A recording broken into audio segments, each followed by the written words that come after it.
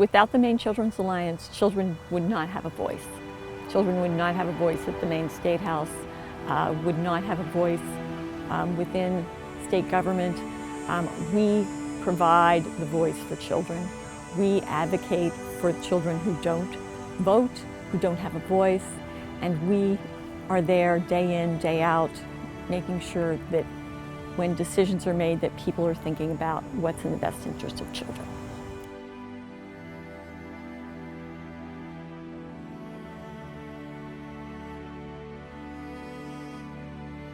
At the Maine Children's Alliance, we think that the license plate should read Maine, the way childhood should be.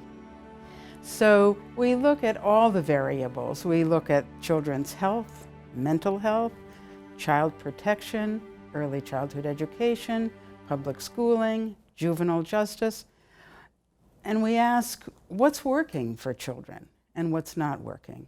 The Maine Children's Alliance was the first organized, staffed project that supported advocacy for children and families.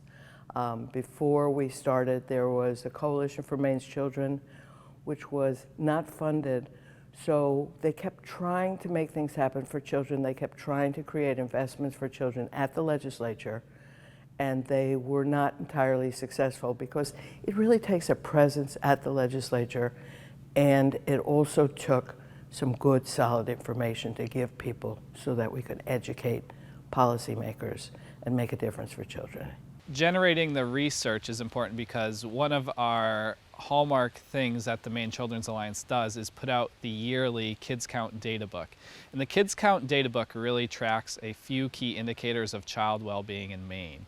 So we look at things like family economic security, early child care and education numbers, mental health diagnoses for children. And we really use that data to inform our legislators about what are going to be the best practices for kids in Maine going forward. Once we released a Kids Count data book, the first Kids Count data book, from then on, we were the reliable source for information about children. People could make policy decisions based on those numbers. Telling the story through data is something that we all can use in different disciplines to say, oh, how are we doing with mental health? How are we doing with K-12 education or pre-K? In the third year, we had gone to Senator Collins and Senator Snowe and said, we have 36,000 kids without health insurance. Here is a bill in Congress that needs your support. It became the State Children's Health Insurance Program, CHIP. So it was a remarkable way to use data to actually push public policy, to actually make a concrete investment in children that actually resulted in better outcomes. Kids Count is how we should be thinking about the future of Maine. It's about fairness, it's about equity, it's about thinking about how we can improve other people's lives and making Maine a better place for all of us. The MCA gives voice to children in a way that nobody else does, and I'd like to think that voice has impacted policy, people's understanding, and brought disparate groups together for a common goal of making Maine the best place to be a child. I think the future is bright for children in Maine. Maine is a fantastic place to raise a family.